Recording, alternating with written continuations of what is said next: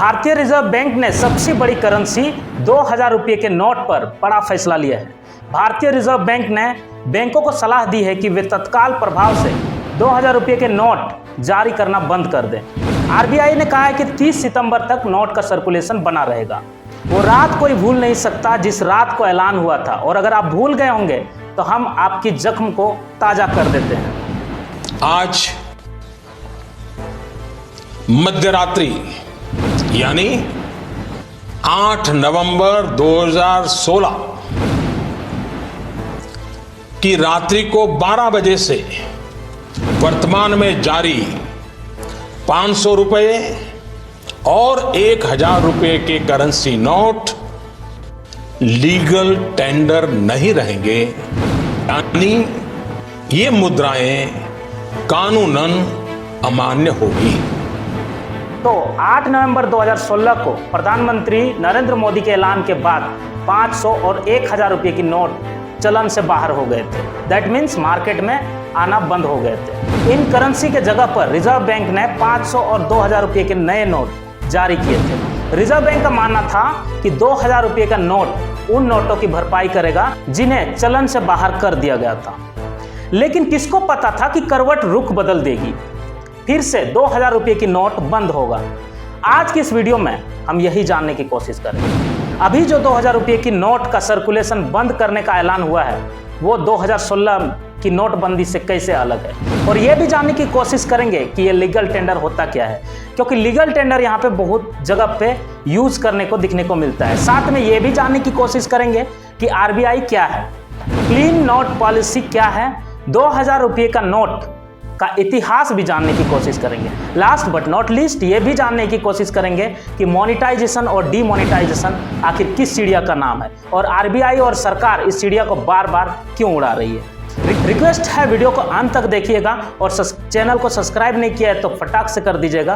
तो चलिए शुरू करते हैं। हालांकि 8 नवंबर 2016 को पीएम के ऐलान से शुरू हुआ ये मुद्दा बहुत ही रस पकड़ गई थी। मिशन था करप्शन हटेगा, टेरर फंडिंग खत्म होगा, ब्लैक मनी पकड़ा जाएगा, और भी बहुत सारे मुद्दे। खैर बात पर वापस आते हैं, और पहले ये जानने की कोशिश करते हैं कि क्या है आरबीआई। पता है, इंडिया में बैंकिंग और फाइनेंस से रिलेटेड कोई भी डिसीजन अल्टीमेटली आरबीआई के पास ही रुकता है। दूसरी भाषा में कहें तो बैंकों का बैंक आरबीआई को कहा जाता है। दैट मीन्स बैंक का पापा वही बोलता है मेरा बच्चा आज से ये करो, आज से वो करो। हालांकि इनका भी कई पैरामीटर होता है, जैसे कि NPA, bank rate, interest rate, repo rate और रिवर रेपो रेट, और भी कई सारे टर्म होते हैं। अब आते हैं वापस टॉपिक से। उस टाइम पे आरबीआई ने ये कहा था कि मेरे बच्चों, छोटे बैंक आज से 500 और 1000 का नोट लीगल टेंडर से हटा देता हूं। दैट मीन्स मार्केट में ये लीगल टेंडर नहीं रहेगा, और आरबीआई ने कुछ टाइम पीरियड दिया था, इतने में सारे लोग बैंक में जाकर के पैसा जमा कर सकते हैं और उसके जगह पे दूसरे नोट ले सकते हैं। उस वक्त में बहुत से लोग ने लाइन पे लगा, कई लोगों की मौत भी हो गई, क्योंकि बात की गई थी करप्शन खत्म होने की, ब्लैक मनी खत्म होने की। दैट मीन्स 500 और 1000 रुपये की नोट लीगल टेंडर से खत्म कर दिया गया था। दैट मीन्स मार्केट में वो चलन ही नहीं थी। वो उस वक्त भी कई सारे टीवी रिपोर्टर 2000 रुपये की नोट का फायदा गिना रहे थे। आज वो लोग को जनता ढूंढ रही है, इसलिए बताता हूं, उन लोगों को फॉलो करना छोड़ो और हमारे साथ बने रहिए। ओके, सो अभी का जो सिनेरियो है वो थोड़ा डिफरेंट है, जिसमें बोला गया है 2000 का नोट बंद कर दिया जाएगा, बट लीगल टेंडर उसका रहेगा। दैट मीन्स आरबीआई नोट को नहीं छापेगी, बट वो मार्केट में चलन होगी। ये लीगल टेंडर होता क्या है, आइए जानते हैं उसके बारे में भी। लीगल टेंडर को हिंदी में कानूनी निविदा कहा जाता है, लेकिन आसान भाषा में आइए समझते हैं। लीगल टेंडर मीन्स किसी भी चीज का वो मूल्य जो वास्तव में दूसरे मूल्य का अदा कर सके, और वो कानूनी नज़र में या अदालत की नज़र में संतोषजनक भुगतान माना जाए, वो लीगल टेंडर होता है। फॉर एग्जाम्पल, एक दुकान से आपने एक बिस्किट खाया। दैट मीन्स आप उस दुकानदार को बिस्किट के बदले बिस्किट नहीं देते, आप उसे 5 रुपये का सिक्का थमा देते हैं। दैट मीन्स 5 रुपये का जो सिक्का है वो 5 रुपया उसका वैल्यू है, बट उस पर जो विश्वास बना हुआ है आरबीआई के तरफ से वो उसका लीगल टेंडर है। आशा करता हूं कि आप समझ गए होंगे।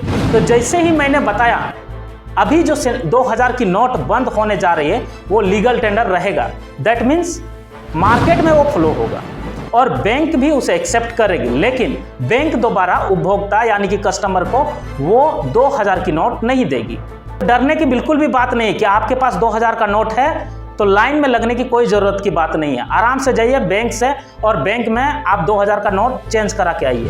30 सितंबर तक टाइम दिया गया है, इसलिए बोला जा रहा है कि आरबीआई चाहता है कि 2000 का जो नोट हो वो जल्द से जल्द उनके पास आए और उसके बदले में नए नोट को रिप्लेस कर दे। अब जानते हैं क्लीन नोट पॉलिसी के बारे में, क्योंकि ये वर्ड भी बहुत प्रचलित हो रही है।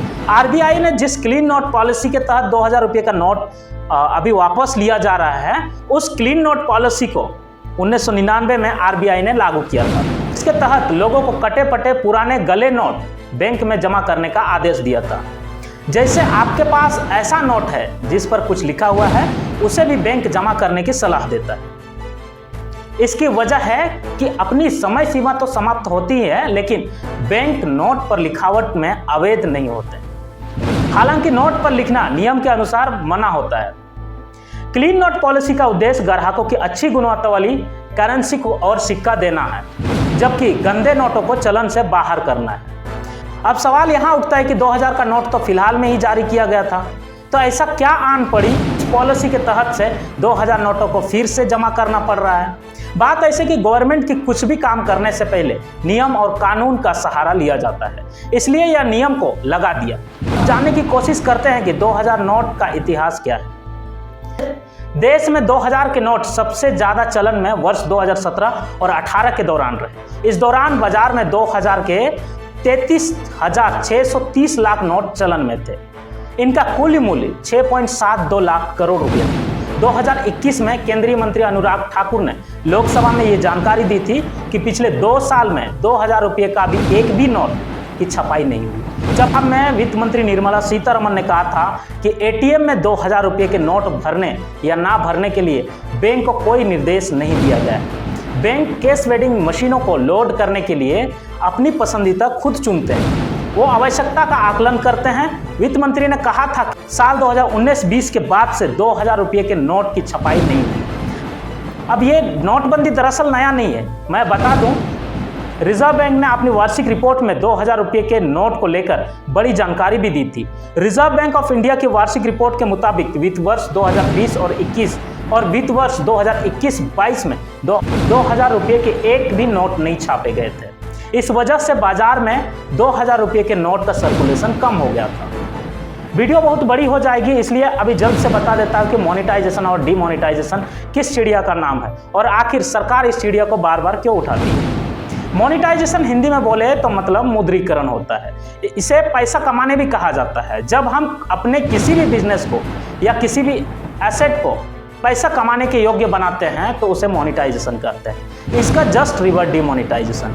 डीमोनेटाइजेशन जब सरकार पुरानी मुद्रा करेंसी को कानूनी तौर पर बंद कर देती है और नई मुद्रा लाने की घोषणा करती है तो उसे विमुद्रीकरण यानी कि डीमोनेटाइजेशन कहते हैं। इसके बाद पुरानी मुद्रा का कोई भी अस्तित्व नहीं होता। हालांकि सरकार द्वारा पुराने नोटों को बैंकों से बदलने के लिए समय सीमा तय की जाती है, जिस समय सीमा के आधार पर उपभोक्ता जा करके अपने नोट को चेंज कर सकते हैं। ऐसा करने से क्या फायदा मिलता है सरकार को, ये जानेंगे नेक्स्ट वीडियो में, क्योंकि वीडियो ज़्यादा लंबी हो रही है। आज के लिए इतना ही जानते हैं। अगर आप नए हैं हमारे चैनल में तो चैनल को सब्सक्राइब करें। आज के लिए इतना ही। जय हिंद, जय भारत, वंदे मातरम।